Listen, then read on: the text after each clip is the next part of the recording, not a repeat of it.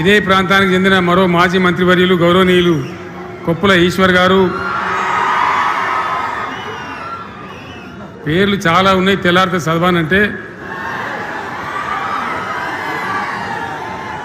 వేదికను అలంకరించిన మాజీ ప్రజాప్రతినిధులు, మాజీ జడ్పీ చైర్మన్లు, స్థానిక సంస్థల ప్రజాప్రతినిధులు అందరికీ నా నమస్కారం. ఇదే జగిత్యాలకు సంబంధించినటువంటి అలిశెట్టి ప్రభాకర్ అని ఒక కవి ఉండేవాడు. ఆయన ఒక మాట చెప్పిండు, చీకట్లో జడుసుకుంటే ఒక చెట్టే నీ చుట్టూరా అరణ్యమై భయపెడుతుంది, గుండె అంటూ కలిగి ఉంటే, గుండె ధైర్యం ఉంటే నీ వెంట అదే పెద్ద సైన్యమై నిలుస్తుంది అని చెప్పిండు ఆయన. ఇలా నా కళ్ళ ముందున్నటువంటి మీరు, మీతో రెండింతలు బయట రోడ్ల మీద ఉన్నటువంటి అశేషమైనటువంటి జీవన్ రెడ్డి గారి అభిమానులు, మీ అందరి ఆశీర్వాదంతో ఈరోజు జీవన్ రెడ్డి గారి చేరిక కరెక్ట్గా, ఆయన గుండె ధైర్యం ఉన్నాడు కాబట్టి, ఉన్నట్టు నికాలస్గా మాట్లాడతాడు కాబట్టి ఇలా ఆయన నిర్ణయం తీసుకొని ఇంత పెద్ద సైన్యాన్ని తీసుకొని తెలంగాణ రాష్ట్ర భవిష్యత్ ప్రయోజనాల కోసం ఆయన బీఆర్ఎస్లో చేరిన విషయం మీ అందరికీ తెలుసు. ఆయన వెంట మీరందరూ వచ్చి, ఎవరైతే అందరూ ఈరోజు చేరినరో, ఇంకా రాని వాళ్ళు కూడా ఉన్నారో గ్రామాలలో, పట్టణంలో, మీ అందరికీ, ముఖ్యంగా జీవనన్న గారికి, ఆయన వెంట వచ్చినటువంటి ప్రతి పౌరుడికి, ప్రతి అన్నకు, ప్రతి తమ్ముడికి, ప్రతి చెల్లెకి కూడా పేరు పేరున బీఆర్ఎస్ రాష్ట్ర అధ్యక్షుడిగా నేను హృదయపూర్వకమైన స్వాగతం, సుస్వాగతం తెలియజేస్తా ఉన్నాను. జీవన్ రెడ్డి గారి గురించి నేను ఎక్కువ చెప్తే మాది మేమేదో డబ్బా కొట్టుకున్నట్టు అవుతుంది. ఎందుకంటే ఆయన గురించి మీ లోపల తెలియని వాళ్ళు ఎవరు లేరు ఇక్కడ. 40-45 సంవత్సరాల నుంచి మేము స్నేహితులం, చాలా దగ్గర మిత్రులం.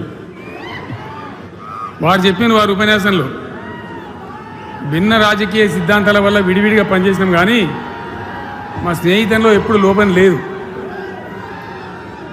చాలా చాలా బాధలు, మంచి చెడ్డ సుఖాలన్నీ కలిసి పంచుకునే వాళ్ళం, అభిప్రాయాలు కూడా కలిసి పంచుకునే వాళ్ళం. బాబు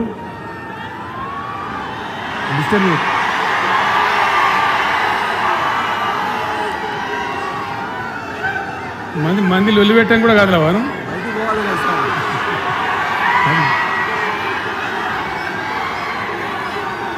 చాలా కలిసి పనిచేసినాం. ఆయనకుండే నిబద్ధత, ధైర్యంగా ప్రజా జీవితంలో పనిచేసిన పద్ధతి ఎంతమందికో చాలామందికి ఆదర్శంగా నిలిచినటువంటి వ్యక్తి. జగిత్యాల్లో ఆయన పుట్టి పెరిగి రాజకీయంగా చాలా పెద్దవాడైనాడు మీ అందరి దీవెనతో.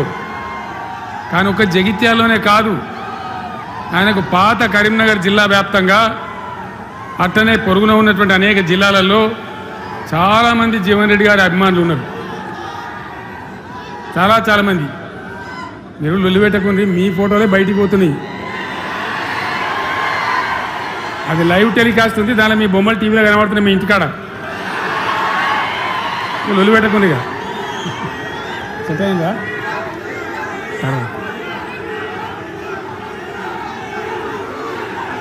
సో అట్లా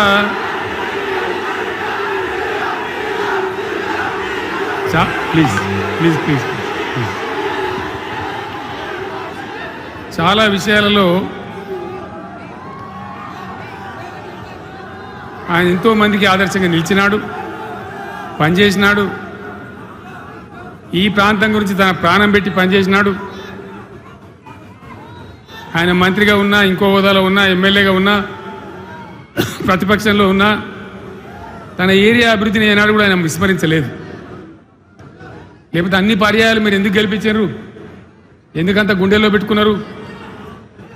నేను ముఖ్యమంత్రి అయినా, వారు ప్రజాప్రతినిధిగా కరీంనగర్లో జరిగినటువంటి సభకు వచ్చింది. అందరూ మాట్లాడిన చాలామంది, తను మాట్లాడుతూ ఒకటే మాట కోరిండు, అయ్యాక బోర్నపల్లి అనే కాడ గోదావరి మీద ఒక బ్రిడ్జ్ అవసరం మాకు, అది కంపల్సరీ కావాలి అంటే, నేను ఇక హోదాలు బిదాలన్నీ మర్చిపోయి ఏంది జీవన్న మళ్ళీ చెప్పండి అంటే చెప్పిండు ఆయన. వెంటనే అక్కడి నుంచి ఆదేశాలు ఇచ్చి 70-80 కోట్ల రూపాయలు మంజూరు చేసి ఆ బ్రిడ్జి అప్పుడు కట్టించినాం. తన యొక్క నియోజకవర్గం పట్ల, తన ఏరియా పట్ల, తన